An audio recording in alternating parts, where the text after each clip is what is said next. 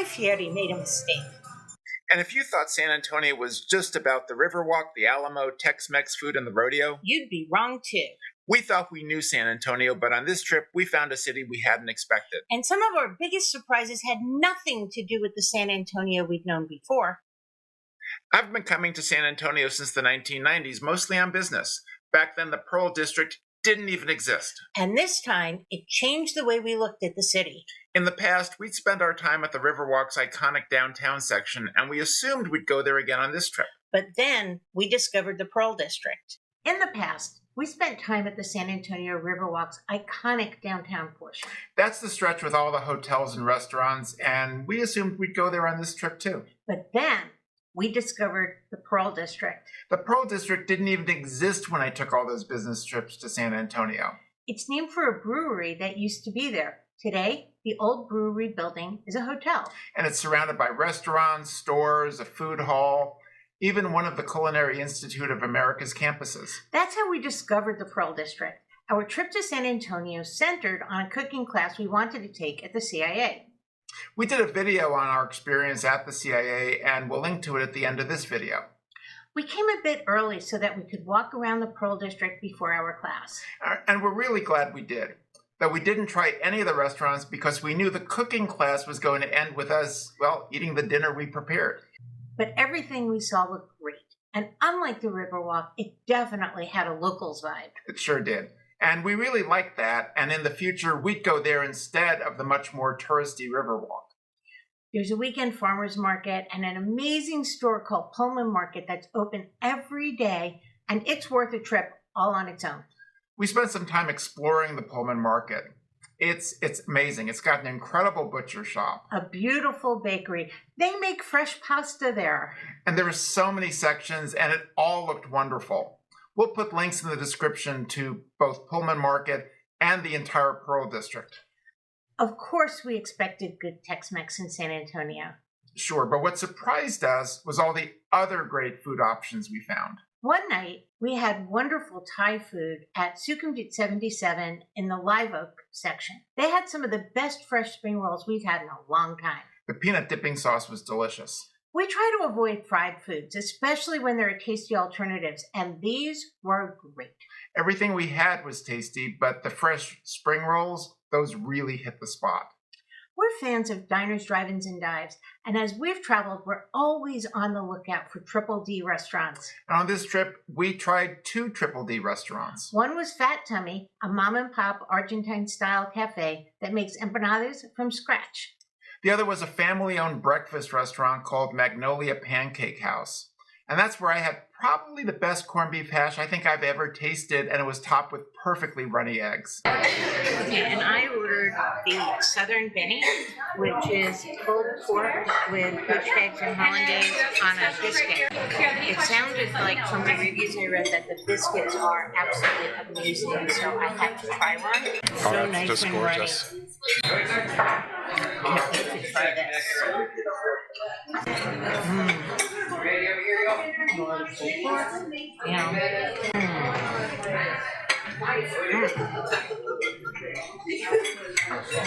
Wow, is that good? It's smoky and tangy, and hollandaise is creamy, as is the yolk from the egg. This is just magnificent. But it's called Magnolia Pancake House, and we had corned beef hash and eggs Benedict. Oh, wait. Did I forget to mention that both dishes came with a side of pancakes? And they were fantastic buttermilk pancakes. The restaurant claims they serve the world's best pancakes, and they might be right. Remember when we said Guy Fieri made a mistake? It definitely was not Magnolia Pancake House. He hit that one out of the park. The mistake, at least for us, was Fat Tummy. We visited Argentina, and we love Argentinian food. So we seek out Argentine restaurants when we travel.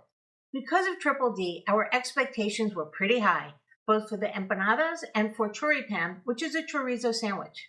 We had delicious choripan at a food truck in Buenos Aires, and at the time, we thought it was the best choripan we'd ever had. So at Fat Tummy, we decided to share 2 different empanadas and a choripan so we could compare them to our experiences in Argentina and elsewhere. So along with the empanadas, they gave 2 dipping sauces.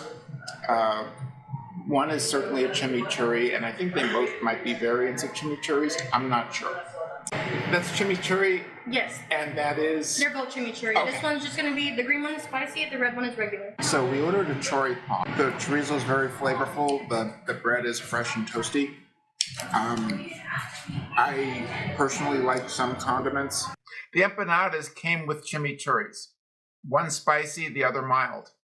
But the choripan was just the chorizo on a roll with a side of fries. The fries were great, They were great. but the sandwich really needed some type of sauce. We were lucky we had the chimichurris that came with the empanadas because the choripan didn't come with any on its own. It needed something. But we really liked the spinach chicken and cheese empanada. It was delicious. It was a pastry that was really flaky and filled with creamed spinach and chicken. And if you've ever had the creamed spinach at a wonderful steakhouse like Lowry's, it was that good. And it tasted just like it. It was just fabulous. But my experience with the other empanada told a different story. I'm going to try the humita, which is corn, cheese, and some other fillings. Much like the spinach and chicken empanada, I can already feel how stuffed to the gills this is. And ironically, I had some of the chimichurri with my half of the spinach empanada and quickly realized I didn't need it. It was so stuffed and moist. But I'm glad we got these empanadas and got the chimichurri. So if you come here and you just have choripan, maybe ask at the counter if you could have some chimichurri, because I think it really needed it. Here we go. This is the, they call it corn humita.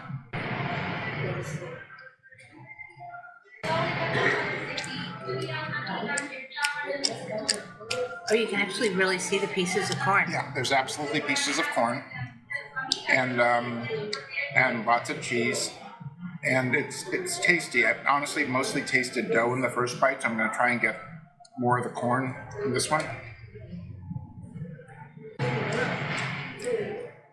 It's tasty, but I'm overwhelmingly still tasting the dough, which is unfortunate. I think that the corn might be delicious. I'm just not getting that much of a taste in the same way that the spinach was just absolutely there. It just seemed off. The corn empanada was one of the two Guy tried on Triple D. At the time, I thought it was well filled, but biting into it, there really wasn't enough filling, and the dough was heavier than I thought. We'll put links to these restaurants in the description as well. We both enjoy visiting caverns. One of my fondest childhood memories was a visit to Howe Caverns in upstate New York. That was part of a family trip that included going to the Baseball Hall of Fame, which I really wanted to go to. My family also took a trip to Howe Caverns, and I loved it. It was surreal taking the elevator down from the main building and emerging into the chilly caverns. I remember that. But as much as we were looking forward to visiting Natural Bridge Caverns, I don't think either of us thought we'd love it as much as we did. There's no elevator at Natural Bridge Caverns. Nope. There sure isn't. Either down or up. We'll talk about the up part in a minute. Natural Bridge Caverns has two main tours, and we chose the Hidden Wonders tour. The formations were spectacular, and they do a great job with the lighting so you can actually see the detail. And near the end of the tour, there's a really cool sound and light show. During the tour, you descend about 160 feet, much of it by stairs. But like we said, there's no elevator. So you're probably wondering if it was difficult to come back up to the surface. It was actually fun. It was. They call it the BAT, B-A-T, short for Belt Assisted Transport. Natural Bridge Caverns says it's the only conveyor system ride out of a cavern anywhere in the world. For visitors who feel they can't use the BAT, they also offer a golf cart ride back to the surface. Riding the BAT sure beat walking all the way up that ramp. I wish they had one of these systems at the DMZ in Korea. I still remember when we walked all the way up that long ramp after seeing the North Korean underground tunnels. Wow. Yeah. Oh yeah, that was a long walk. It was. And that we tell that story as part of our video about our visit to Seoul. Why don't we link to that one at the end of this video too? Great idea. We always try to visit museums during our trips, and we went to 2 museums while we were in San Antonio. The first was San Antonio's McNay Art Museum. That collection includes works by Picasso, Matisse, O'Keeffe, many others too. and it's housed in a beautiful 1920s mansion surrounded by lovely grounds. The second was the San Antonio Museum of Art. They had interesting exhibits, and we especially loved a temporary exhibit that used immersive video to place us inside an African village. And remember that African village you saw at the beginning? This is where we found it. That was so cool. It was so amazing. We're certainly not art experts, but we enjoyed both museums. They're definitely worth adding to your itinerary. And of course, if you've never been to the Alamo, definitely go there too. It's iconic for a reason, but we've both already been there. On our visit this time, we finally got to visit what has become an American institution. Truly an American institution, yes. For our first time ever, we stopped at a Buc-ee's. The one we visited is near New Braunfels, Texas, outside of San Antonio. I actually enjoyed it far more than I thought I would. And we weren't the only people going around wide-eyed with cameras. It's really become a tourist attraction. I enjoyed it more than I thought I would. It's hard to explain until you've been there. It's part gas station, part convenience store, But it's also part barbecue shack, part bakery. part shopping mall. And somehow, it all works. Of course, we got some of their bagged snacks, and they were all surprisingly good.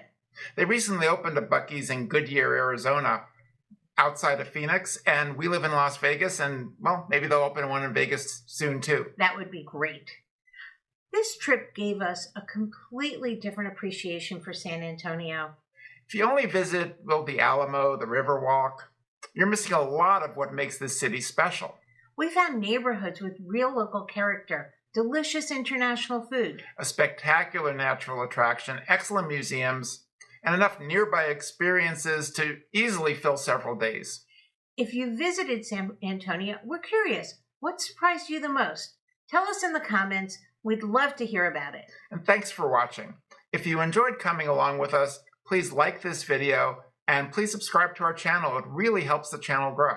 Better living starts now. See you next time.